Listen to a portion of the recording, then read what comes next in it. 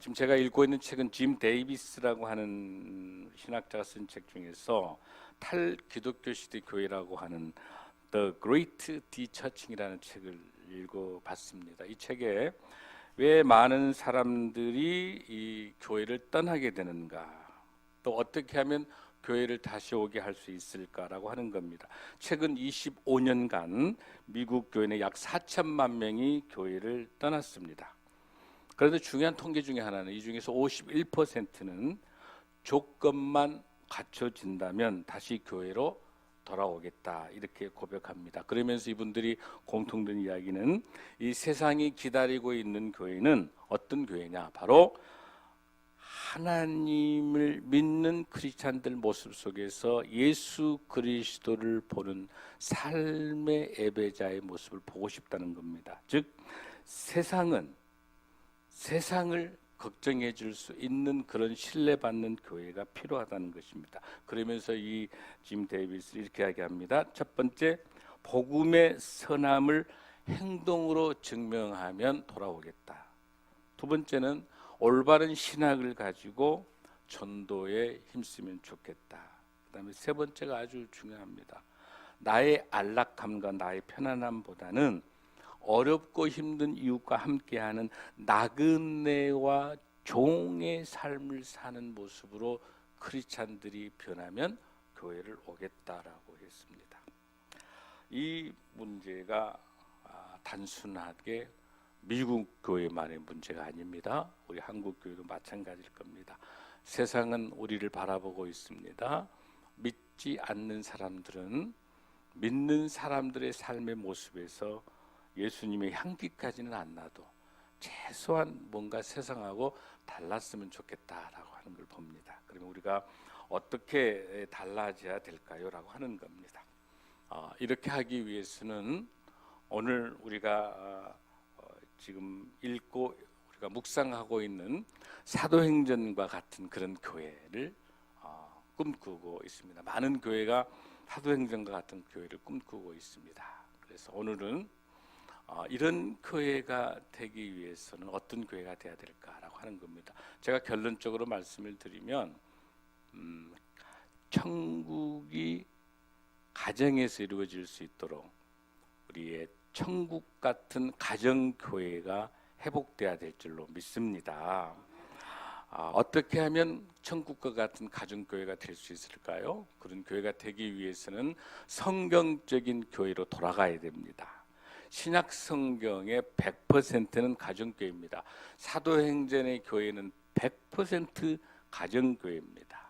가정교회이기 때문에 가정교회의 모델을 잘 우리가 배워야 되는데, 이 가정교회에서 일어나야 될 세 가지가 있습니다. 반드시 일어나야 됩니다. 믿지 않는 사람이 첫 번째, 믿지 않는 사람이 하나님을 만나는 역사가 일어나야 됩니다. 아멘. 두 번째는 예수 그리스도를 믿는 사람들이 삶의 변화가 있어야 됩니다. 아멘. 아멘. 그다음에 세 번째 중요한 거는 교회의 신앙생활할 때 반드시 기쁨이 있어야 됩니다. 아멘. 그런 의미에 있어서 우리 장로님이 놀라운 것은 목사님이 설교하고 약속도 안 했는데 이 특성하고 목사님 설교하고 계속 일치해요. 할렐루야. 이거는 기도하는 사람이기 때문에 가능해요. 세 가지, 가정교회의 가장 중요한, 가정교회에서 일어나는 세 가지, 우리 신약교회가 일어났던 이 사도행전의 세 가지, 교회가 하는 세 가지 대표적인 뭐이다? 믿지 않는 사람들이 날마다 믿음으로 많은 사람들이 예수님을 믿게 되고, 또 예수님을 믿는 사람은 삶의 현장에서 삶이 변화가 되고, 삶이 변한 사람은 모든 갈등과 분열과 아픔이 있는 곳에서도 연합과 일치와 기쁨이 넘치는 교회 생활을 한다, 이렇게 될 줄로 믿습니다. 그런 교회를 꿈꾸고 있죠. 그런 교회가 우리 신생명 나무교회입니다. 할렐루야. 왜 우리가 이게 가능할까요? 왜 우리 교회가 이게 가능할까요, 여러분들? 이게 가능한 이유는 어디가 있냐면, 우리가 엘드림 대학을 통해서 그 소중한 한 분 한 분들을 위해서 우리가 기도하면서 그분이 하나님을 만날 수 있도록 영접하고, 또 그분들을 예수님을 만날 수 있도록 우리가 최선을 다해서 섬겨주고 있기 때문입니다. 가장 중요한 것은 이러한 사도행전과 같은 교회, 가정과 같은 교회가 되기 위해서 가장 먼저 철저하게 섬겨주는 것이 필요합니다. 아멘. 그래서 무엇이 필요한지, 물질적인 문제인지 건강인지 가정인지 자녀인지 무엇이 필요한 것을 가장 먼저 섬겨주는 것이 가능합니다. 근데 왜 이게 우리도 힘든데 왜 이게 가능할까요? 그 한 영혼의 한 영혼 구원에 목숨을 걸고 있다 한다면 최선을 다해서 섬겨줄 수 있는 겁니다. 아멘. 그리고 또 하나 사랑할 수 있는 거죠. 내 힘으로는 사랑할 수 없지만 성령의 충만한 은혜로 사랑할 수 있는 것이 한 영혼을 놓고 기도하기 때문에 끊임없이 그 사람이 나를 배신하고 나의 가슴을 아프게 하고 나를 힘들게 하지만 결코 포기하지 않고 사랑할 수 있습니다. 왜? 그 안에 내 안에 예수 그리스도의 사랑이 있기 때문에. 아멘. 그 다음에 세 번째 중요한 거는 인간인지라 그렇게 사랑을 주고 그렇게 섬겨줬음에도 불구하고 배신하거든요. 또 떠나가거든요. 너무 가슴이 아파요. 그럼에도 불구하고 한 영혼을 놓고 기도하고 있기 때문에 뭐 할 수 있습니까? 용서할 수 있습니다. 아멘. 섬기고 사랑하고 용서할 때 사람은 변합니다. 아멘. 그래서 믿지 않는 사람들이 교회로 바로 오기가 쉽지 않아요. 그런 사람들은 여러분의 가정이 목장이 교회가 되게 하여 주옵소서. 아멘. 여러분 우리 남선교회가 남성들의 목장이 되면 좋겠습니다. 여성교회가 여성들의 목장이 되면 좋겠습니다. 청년선교회가 청년의 목장이 돼서 교회까지는 못 오더라도 여러분이 있는 공동체 속에서 여러분이 있는 가정에서 목장처럼 여러분이 있는 그곳에서 예수님을 만나게 하고 예수님을 사랑하게 하고 이들을 통해서 여러분들의 목자와 목장 같은 그런 모습을 통해서 여러분들을 통해서 예수 그리스도를 만나는 놀라운 역사가 있을 줄로 믿습니다. 그걸 여러분들이 너무 우리 엘드림에서 잘하고 계시는 것은 우리 엘드림에 계신 사역자 여러분들이 한 영혼을 위해서 기도하고 한 영혼을 위해서 섬겨주고 한 영혼을 위해서 사랑하고 또 끊임없는 아픔도 있지만 끝까지 포기하지 않고 용서하는 그 여러분들의 모습을 보고 예수님의 모습을 보고 믿지 않는 많은 분들이 우리 엘드림 대학에 계신 분들이 우리 신생명 나무교회에 등록하고 있습니다. 할렐루야. 여러분이 상급이 클 줄로 믿습니다. 그래서 우리 교회라고 하는 것은 뭐예요, 여러분들? 교회의 목적은 뭐예요? 한 영혼을 구원해서 구원받는 그 영혼을 제자 삼게 해요. 아멘. 교회가 무엇입니까? 한 영혼을 구원해서 제자 만드는 것이 교회인 줄로 믿습니다. 교회는 조직이 아닙니다. 교회는 뭐 남성교, 여성교, 이거 서정 그거 그렇게 중요한 게 아니에요. 교회는 그게 아니라 그 조직을 만들어서 뭘 갈등이 일어나고 뭐 그게 아니라 예수 그리스도가 나의 구주라고 고백하는 신앙 공동체로서의 교회입니다. 아멘. 어떻게 하면 한 영혼의 목숨을 걸까? 여기에만 초점을 맞추는 게 교회의 고백하는 공동체인 줄로 믿습니다. 그렇게 하기 위해서는 여러분들 무엇보다도 여러분의 가정의 공동체, 가정의 교회가 회복되는 축복이 있을 줄로 믿습니다. 할렐루야. 여러분을 통해서 여러분의 믿음과 신앙을 통해서 놀랍게 우리 예수님을 만나고 삶이 변화되고 날마다 기쁨이 넘치는 저와 여러분이 될 줄로 믿습니다. 아멘. 할렐루야. 그러한 비전들을 가지고 그런 교회를 꿈꾸면서 사도행전과 같은 교회를 보고 있습니다. 우리가 지금 사도행전을 보고 있는데 사도행전이 몇 장까지 있어요, 여러분들? 28장까지 1장에서 시작해서 7장까지 1장에서 7장까지 시작해서 어떤 교회가 설명하고 있습니까? 예루살렘에 있는 교회. 8장 3절에서 시작해서 12장까지가 어떤 교회? 유다와 사마리아에 있는 교회 모델들. 13장에서부터 28장까지가 땅끝까지 가는 이방 성교의 모델들. 29장의 교회가 신생명나무 교회입니다. 할렐루야. 이러한 시대의 변함과 장소의 변함을 통해서 하나님께서 오늘 주시는 놀라운 메시지입니다. 지난 주에 말씀 우리가 지금 사도행전 강의를 하고 있는데 지난주에 했던 5장은 어떤 5장이었습니까, 여러분들? 아나니아와 삽비라의 사건을 통해서 예루살렘 교회의 그 당시 상황을 보면 지금 초대교회 유무상통하기 위해서 이제 많은 사람들이 있기 때문에 먹을 것이 많이 부족하잖아요. 우리 사역처럼 우리 바퍼 사역 하는 것처럼 많이 필요해요. 물질이 많이 필요하거든요.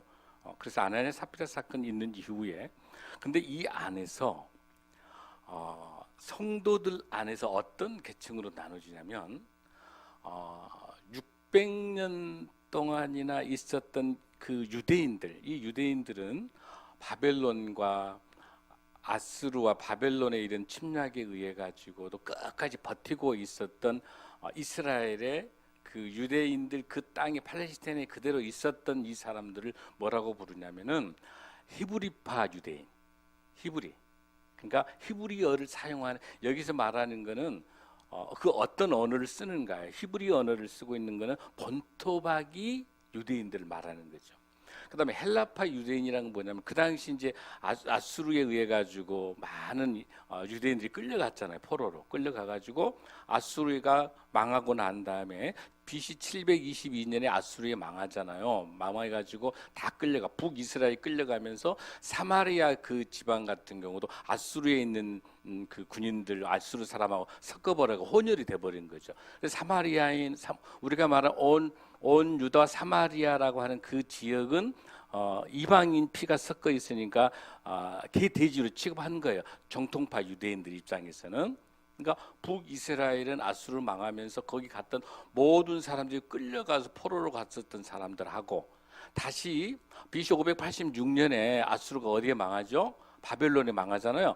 바벨론에 망할 때 다시 바벨론에 망해가지고 2차, 2차, 3차로 돌아오잖아요. 돌아오는 1차 기한 뭐 스룹바벨하고 그다음에 에스라에 의해서 그다음에 3차에 의해 가지고 느헤미야 이렇게 다시 포로로 돌아온 사람들이 있는데 그대로 남아 있는 그런 사람들 바벨론과 아수르 거기 가서 그 당시 국제적인 언어가 로마 제국 치하에 있었기 때문에 어떤 언어가 국제 언어 그리스어가 헬라어가 국제 언어거든요. 그 당시에. 그래서 그 헬라어를 쓰는 사람들은 지금으로 말하면 다 디아스포라. 지금으로 말하면 미국이나 외국으로 이민 간 사람들은 그 영어를 쓰잖아요. 영어를 쓰고 우리 한국말 쓰고 있는 것이 히브리파 유대인. 그다음에 헬라어 유대인들은 하나님을 영접을 했지만 언어가 무슨 언어를 쓰고 있어요? 헬라어를 쓰고 있는 그리스어를. 그래서 헬라파 유대인 이 두 유대인들 중에 헬라파하고 히브리파가 이렇게 나눠져 있단 말이에요. 나눠져 있는데 여기서 여러분들 히브리파 유대인 숫자가 많을까요? 헬라파 유대인 숫자가 많을까요? 상식적으로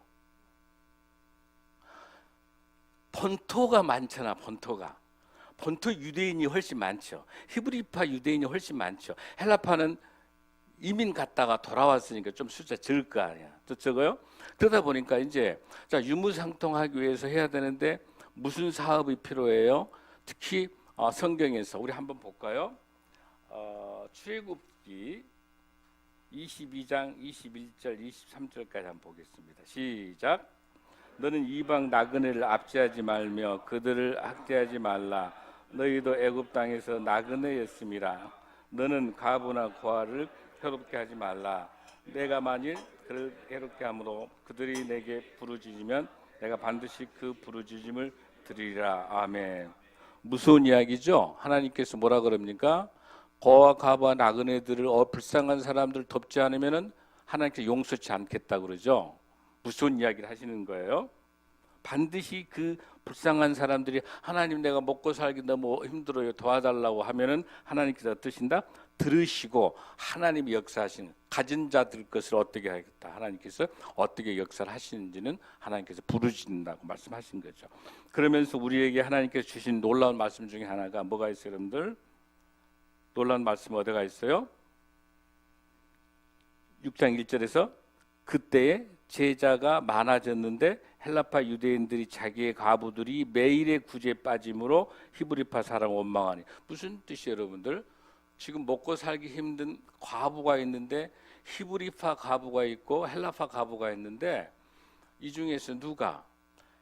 헬라파 과부들이 원망이 있는 거예요. 왜냐하면 자꾸 매일매일 구제품을 받아서 먹어야 생업을 할 건데 먹지 못하니까 그 원망한 소리가 들리는 거예요. 그런데 이 소리를 지도자들이 잘 들었는가 못 들었는가 한번 보십시오. 자, 2절 한번 읽습니다. 시작. 12사도가 모두 제자를 불러 이르되 우리가 하나님의 말씀을 제쳐놓고 접대를 입사하는 것이 마땅하지 아니하니. 그러니까 여기서 말하는 모든 제자란 말은 그 당시 뭐예요, 여러분들? 12제자를 제외한 많은 그 당시에 이제 사역을 하고 있는 사람들이겠죠. 이런 우리 교회 같은 경우를 한다면 이제 남성교, 여성교 이렇게 다 있잖아요. 청년성교회가 있는데 여러분들 각자 사역하는 거를 12사도가 목사님 다 여러분들 오라고 이제 다 모이자고 해요. 다 모이자고 해가지고 뭐라고 합니까? 이 말씀을 놓고 그러니까 12사도가 모든 제자를 불러나가 이 당시는 12제자들도 다 어디에 집중하고 있었냐면 너무 많이 고아과부 나그네 너무 불쌍한 사람이 너무 많으니까 이 바빠하는데 너무나 온 신경을 다 쏟고 있는 거예요. 시간이 너무 없는 거예요. 그냥 어디 여기다 쏟고 있어. 그런데 그 중에서도 12사도가 중요한 거는 뭘 놓치면 안 됩니까? 말씀과 기도하는 걸 놓치면 안 되는데 바빠하는데 너무 많은 시간을 쏟고 있는 거야. 그러니까 이거 안 되겠다라고 생각하고 여러분들 다 불러서 뭐라고 그래요? 마땅하지 않기 때문에 뭐 하자. 3절 시작. 형제들아 너희 가운데서 성령과 지혜가 충만하여 칭찬받는 사람 7을 택하라. 우리가 이 일을 그들에게 맡기고 라고 합니다.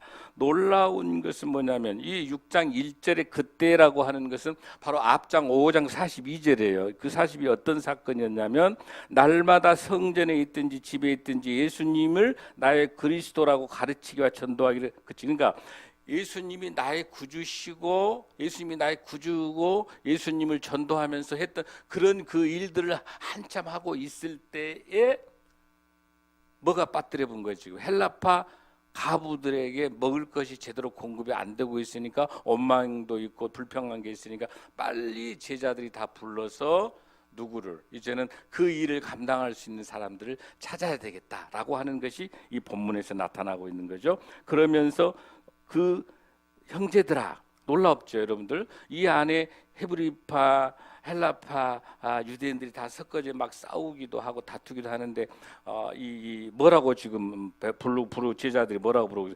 형제들아 예수 그리스도 안에는 다 누구다 형제 자매인 줄로 믿습니다. 형제들아라고 부르면서 바로 뭘 찾고 있어요? 성령과 지혜가 충만하고 칭찬받는 사람 7을 택하는 거야. 이 중에서 뭘 한다? 정말 성령이 충만하고 지혜가 있다고 하는 것은 하나님의 말씀에 정통하는 걸 말해요. 그러니까 여기서 말하는 7은 집사 정도가 아니라 정말 사도 수준급에 올라와 있는 말씀과 기도에 깊숙하면서도 섬김을 잘하는 봉사를 너무나도 잘하는 그러니까 바퍼한다고 해서 밥만 푸는 게 중요한 게 아니라 왜 바퍼하면서 이 바퍼를 통해 왜 떡이 이 빵이 왜 복음이 돼야 되는지 그리고 이 빵을 통해서 밥을 통해서 이분이 하나님을 만날 수 있도록 하는 그것까지의 말씀과 기도로 충분하게 준비된 사람이 밥을 해야 된다는 거예요. 할렐루야. 그런 것을 설명하고 있으면서 이런 사람 7을 택하면서 이 일을 맡기겠다라고 하는 것이죠. 자, 그리고 그 일을 맡기고 난 다음에 이 제자들은 뭘 해야 된다? 4절 시작. 우리는 오로지 기도하는 일과 말씀 사역에 힘쓰리라. 할렐루야. 이 두 가지를 해야 된다. 이 본문에서 여러분들이 잘 봐야 될 게 있어요. 첫 번째, 하나님이 굉장히 중요시 여기고 있는 건 뭐예요? 구제사역이에요. 구제사역. 하나님이 여러분 그랬죠. 그 어떤 것도 하나님 필요치 않아요. 하나님 무소부재하시고 전지전능하신 하나님 무슨 돈이 필요하겠어요? 무슨 제사가 필요하겠어요? 뭘 필요? 하나님 딱 필요로 하는 게 뭐예요? 하나님의 백성들이 복음에 예수 그리스도를 만나서 예수 그리스도를 나의 구주로 모르고 한 영혼을 구원하는데 가장 많은 관심이 많으신 것이 하나님의 뜻인 줄로 믿습니다. 그 중에서도 그 한 영혼을 구원하기 위해서 가장 중요한 건 뭐예요? 그 영혼이 가장 필요로 한 것이 무엇인지를 보고 그것을 위해서 하나님의 시선이 멈추는 게 하나님이 가장 원하시는 거예요. 그래서 하나님께서 뭐라고 하십니까? 바로 본문을 한번 보겠습니다. 하나님이 가장 원하는 거 보십시오. 잠언 19장 17절 말씀입니다. 지금 똑같이 초대교회가 발생하고 있는 고아와 과부가 지금 먹지 못한 문제가 발생하고 있습니다. 똑같습니다. 시작. 가난한 자를 불쌍히 여기는 것은 여호와께 구워드리는 것이니 그의 선행을 그에게 갚아 주시리라. 할렐루야.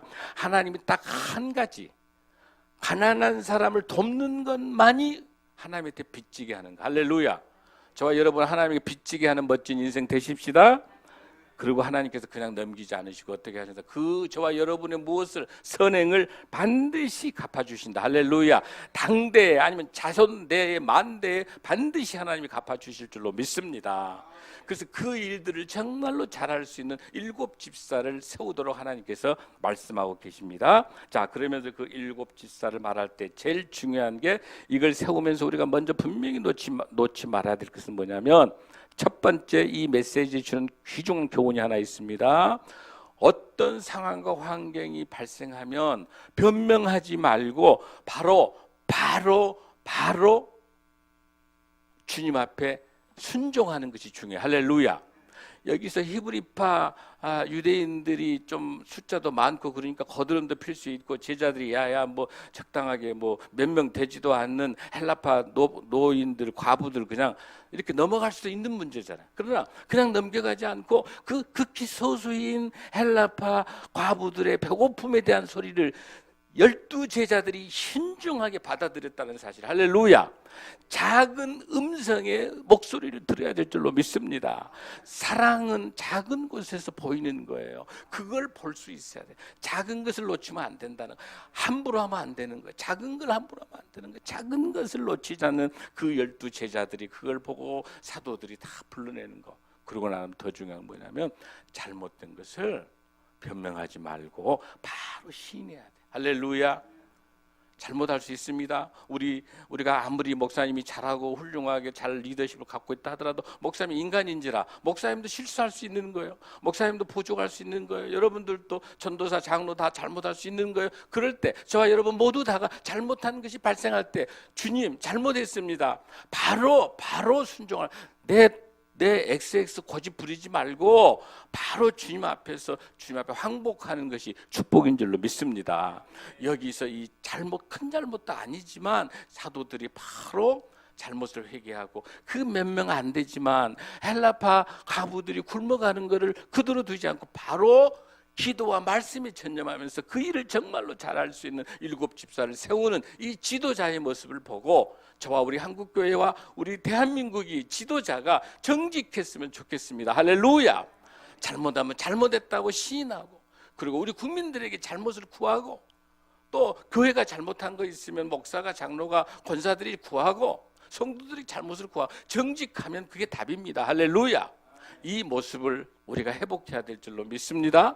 그리고 두 번째는 중요한 그 아픔 있는 헬라파 가부들을 위해서 어떤 일을 합니까? 7 집사를 세웁니다. 7 집사를 세웁니다. 우리가 7절 5절 시작.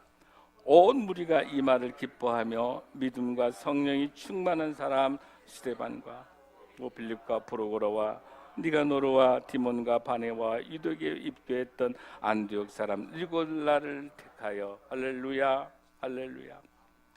여기 이 본문에서 보면 이제 사람이 등장하게 7명의 인물이 등장하는데 이 7명의 집사의 이 개념 중에서 나오는 게 뭐냐면 디아코노스라는 단어가 나오고 있어요. 디아코노스. 바로 이 디아코노스라는 단어가 무슨 뜻이냐면은 시중 드는 자, 종, 시중 들은 자, 봉사하는 사람을 디아코노스라 불러요. 그래서 이 신약 성경에서는 29번 나와요. 29번이 이 디아코노스라는 이 단어가 이 신약에서 나오고 있는데 이 중에서 집사, 디아코노스 어떤 교회에서 어떤 일을 하는 집사라고 하는 이 단어는 디아코노 3번밖에 안 나와요. 26번이 뭐예요? 종, 섬김, 봉사가 전부 동사명사로 나오고 있는 거예요. 굉장히 중요한 의미입니다. 그러니까 이 본문은요, 안수 집사 재직할 때 세우는 본문이 아니라 가장 약자, 가장 힘든 곳에 있는 그 이웃에게 눈을 돌려서 어떻게 봉사하고 어떻게 섬길 것인가라고 하는 그 관점에 있어서 봉사하는 자, 헌신하는 자의 모습의 형태가 디아코노스예요. 할렐루야. 그런 디아코노스라고 하는 이 단어를 쓰고 있는데 주체가 디아코노스인데 어떻게 내가 주인 행사할 수 있습니까? 이 단어를 쓰면서 내가 어떻게 내가 주인이다, 내가 이 교회의 주인이다, 내가 이 내 학교의 이 내 직장의 내가 사장이다, 이게 내 것이다, 이 가정의 주인이 나다, 어떻게 말할 수 있습니까? 저와 여러분 모두 다는 그 공동체를 회복시키고 공동체에 섬길 수 있는 우리 예수님이 하나님의 하나밖에 없는 독생자 예수 그리스도가 종의 몸으로 섬김으로 디아코노스로 내려오셨는데 우리가 주인 노릇을 할 수 있습니까? 우리는 철저하게 봉사자고 우리는 종인 줄로 믿습니다.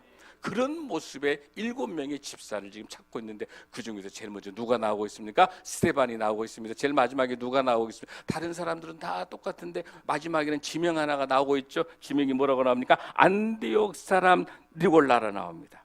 여러분 놀랍습니다. 이 스데반이라고 하는 것은 바로 여러분 이어지는 7장에 스데반의 유명한 연설과 설교와 함께 스데반의 순교가 나타나고 있습니다. 8장으로 건너가게 되면은 8장에는 누가 나옵니까? 여기 빌립이 나옵니다. 빌립이 바로 아프리카에 있는 그 네시에게 첫 세례를 주는 첫 이방인에게 세례를 주고 있는 좀 아프리카에 복음이 전해지는 놀라운 그 역사, 바로 그게 어디예요? 빌립이 가는 데가 사마리아입니다. 바로 8장으로 건너가서 7장에서 스데반이 귀한 사역을 통해 순교하게 되고요. 이 순교하는 그 현장 속에 다시 9장 쪽에 가게 되면 위대한 사도행전의 귀한 역사를 쌓아나가고 있는 13장에서 28장까지 가고 있는 땅끝까지 이방 선교를 책임지고 있는 사도 바울이 9장에서 시작을 해가지고 놀랍게 다메섹에서 하나님을 만나고 12장 연결돼서 계속해서 바로 8장, 7장, 8장, 9장, 12장까지 계속해서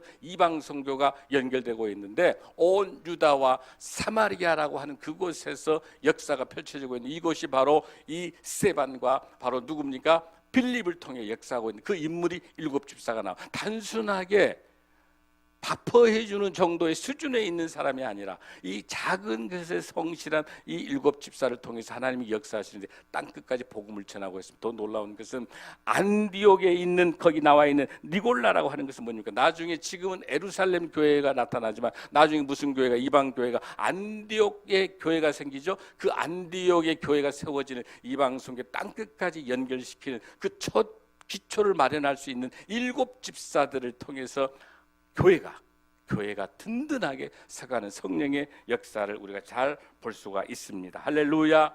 그런 의미에 있어서 저와 여러분을 어떤 모습이든 간에 하나님께서 여러분의 가정과 여러분의 직장과 여러분이 속해 있는 공동체 속에서 정말 신실하게 하나님의 종으로 사명을 감당하게 될 때 저와 여러분을 통해서 땅끝까지 복음을 전하는 놀라운 성령의 역사가 임할 줄로 믿습니다. 할렐루야. 사랑하는 성도 여러분, 이러한 비전들을 가지고 저와 여러분에게 주어져 있는 이 일들을 가지고 하나님께서 역사하실 모습을 보십시다. 어떻게 하나님이 역사하십니까? 6절 7절 말씀입니다. 시작. 아멘. 이렇게 갈등과 아픔이 있으면 교회가 전도가 안 되고 복잡해야 되는데 그렇지 않죠? 점점점 어때요? 여러분들 보십시오. 하나님의 말씀이 점점 왕성하고 예루살렘에 있는 제자 수가 더 힘이 많아져. 엄청나게 늘어나. 붕대는 거. 할렐루야. 작은 곳에 한 영혼의 목숨 걸게 될 때 하나님께서 그 교회를 그 사역을 키울 줄로 믿습니다. 그러기 위해서는 먼저 무엇입니까? 6절의 사도들 앞에 사도들이 무엇에 기도하고 그들에게 무엇했으니 안수하였으니. 할렐루야. 얼마나 안수 집사가 얼마나 귀한지 모릅니다. 하나님께서 주신 그 사역자를 통해서 놀랍게 사도행전을 써가는 모습을 볼 때 그 놀라운 역사가 저와 우리 교회에 임할 줄로 믿습니다. 여기서 놓치지 말아야 될 게 있습니다. 7절 하반절 한번 보십시오. 허다한 무엇이 제사장의 무리도 이 도에 복종한지라. 이 당시 누가 많아? 숫자가 히브리파 유대인이 엄청나게 많죠. 너무 많은 거예요. 그 히브리파 유대인들 안에 누가 있습니까? 제사장이 있어요. 사두개 바리새인이 있어요. 이 사람들이 어떤 사람들이에요? 예수님을 잡아서 죽였던 사람들이잖아요. 이런 사람들이 하나님을 영접하죠. 하나님을 영접하고 있죠. 무엇이 하나님을 영접하게 만들고 있습니까? 바로 이 도가 뭐예요, 여러분? 이 도가 사도행전 5장 30절 31절 한번 말씀 보겠습니다. 이 도가 어떤 도입니까? 시작.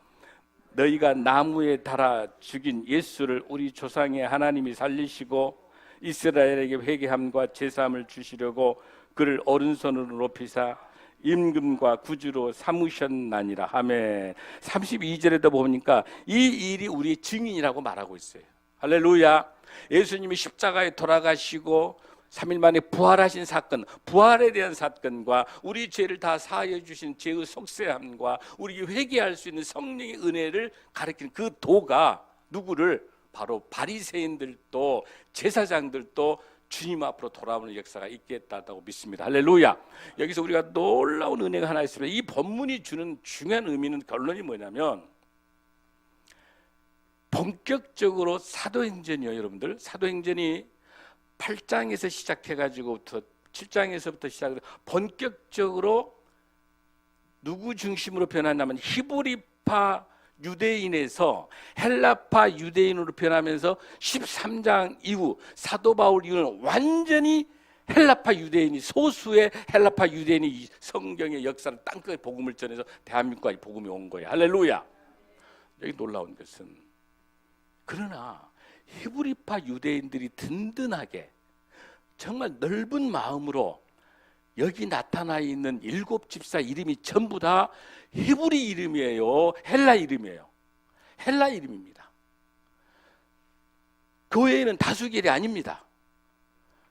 다수가 손들어 하는 것이 교회가 아닌 거예요. 성령님이 역사에서 하는 거기 때문에 다수에 의한다면은 헬라파 출신이 아니고 히브리파 출신들로 집사를 7명을 뽑아야 돼.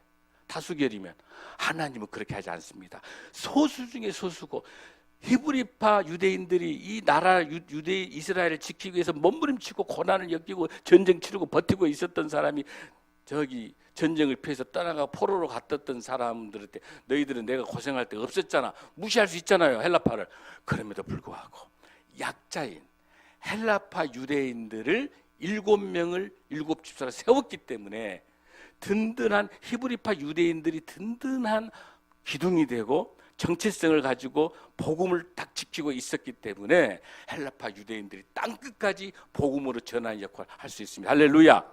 여러분은 히브리파 유대인입니까? 여러분은 헬라파 유대인입니까? 두 가지 다 중요해요. 할렐루야. 절대로 하나님의 시간표에는 이 정체성을 가지고 있는 이 고유한 이 신생명 나무교회를 지켜가고 있는 원래 원조의 성도들도 중요하지만, 새로운 신자들이 와서 땅끝까지 복음을 전하는 역할을 할 수 있는 헬라파 유대인도 필요합니다. 할렐루야. 히브리파 유대인도 필요하고 헬라파 다 필요한 거예요. 여기 본문이 헬라파 유대인이 중요하다는 뜻이 아니라 히브리파 유대인, 이 원래 교회를 지켜왔었던 이 정체성을 가지고 기도와 눈물 뿌린 이 기도의 귀한 눈물의 단도 필요하고, 그런 가운데 양보하고 용서하고 그 약자를 또 선정할 수 있는 멋진 히브리파 유대인들이 그 모습이 얼마나 멋집니까? 그리고 또 그 소수인 몇 안 되는 헬라파 유대인들은 그 히브리파 유대인들의 그 만장일치로 저희들 7명을 추대해 주는 그것이 너무 감사해요. 목숨 걸고 어디까지, 땅끝까지, 전 세계 열방을 향해서 복음을 전하는 위대한 빌립, 위대한 스데반, 위대한 바울이 나올 수 있었던 것은 신실한 히브리파 유대인들의 공동체입니다. 할렐루야. 우리 교회가 그런 교회가 되면 좋겠습니다. 이렇게 하기 위해서는 가정교회가 돼야 됩니다. 할렐루야. 가정교회를 승리하시기 바랍니다. 저와 여러분을 통해서 우리 신생명 나무교회가 이 마포뿐만 아니라 많은 지역에 죽어가는 많은 영혼을 살릴 수 있는 고독사를 고독생으로, 또 죽어가고 힘들어가는 많은 영혼들의 목숨 걸 수 있는 그런 교회, 그런 교회를 통해서 우리 6월에 호국 봉헌의 달 나라를 지켰던 것처럼 하나님의 나라를 지켜내는 저와 여러분이 돼서 놀랍게 성령의 충만함으로 사도행전 29장을 쓰는 축복된 저와 여러분의 가정으로 하나님께서 세우실 줄로 믿습니다. 할렐루야. 다 함께 일어나시겠습니다.